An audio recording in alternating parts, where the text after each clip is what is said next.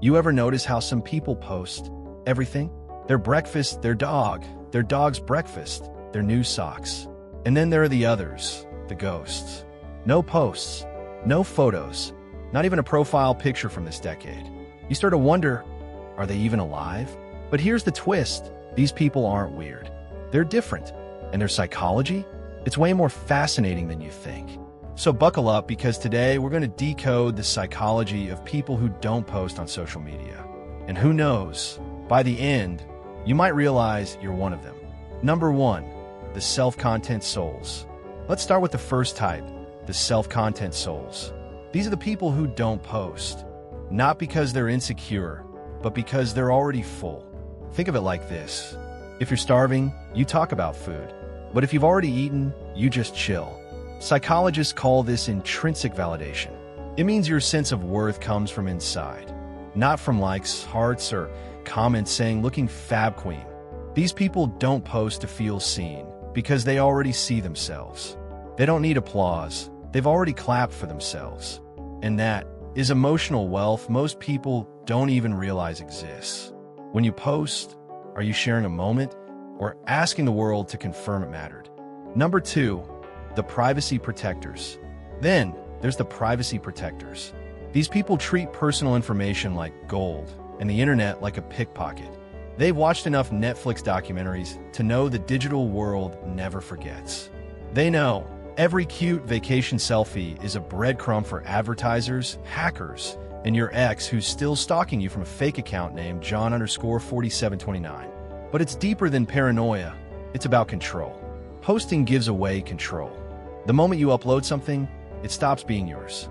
It becomes everyone's. And for some people, control equals safety. Not posting means they keep their world exactly how they like it. You can't judge what you can't see. Do you post to share? Or because you'd feel invisible if you didn't? 3, the fearful observers. Next, we've got the fearful observers. The people who want to post, but never hit upload. They'll spend 10 minutes picking filters, write a caption, then suddenly think, wait, do I look weird? Is this cringe? What if no one likes it? And delete. Boom, gone. Back to lurking in peace. Psychologists link this to social evaluation anxiety, the fear of being judged. It's the mental version of walking into a party and wondering if everyone's staring at your shoes.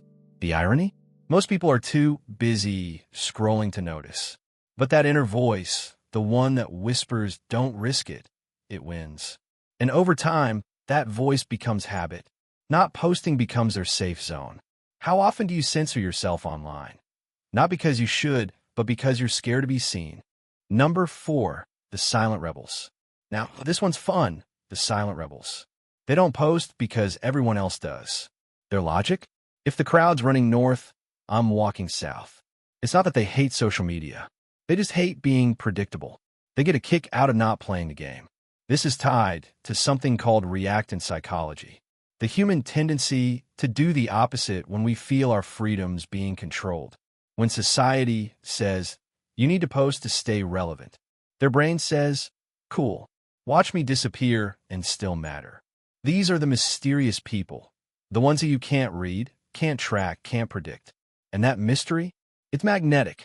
Do you ever do the opposite of what's expected, just to feel in control? Number 5, the energy conservers.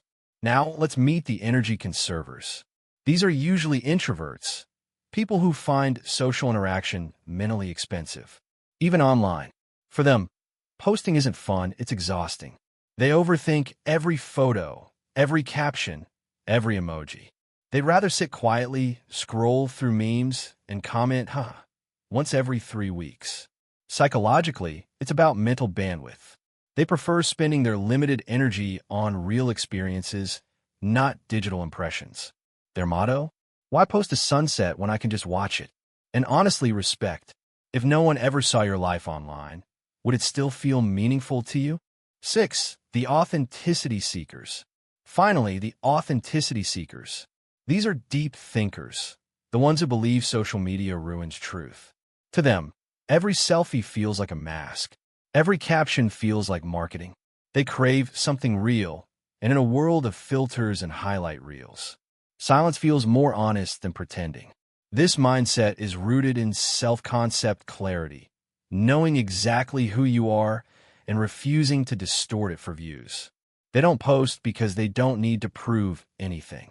They'd rather live it than display it. Are you being authentic online? Or are you performing a version of yourself? So, why do some people never post on social media?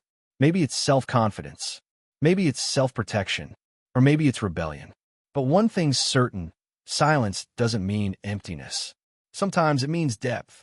Because in a world obsessed with being seen, the ones who stay unseen might just be the ones who actually see.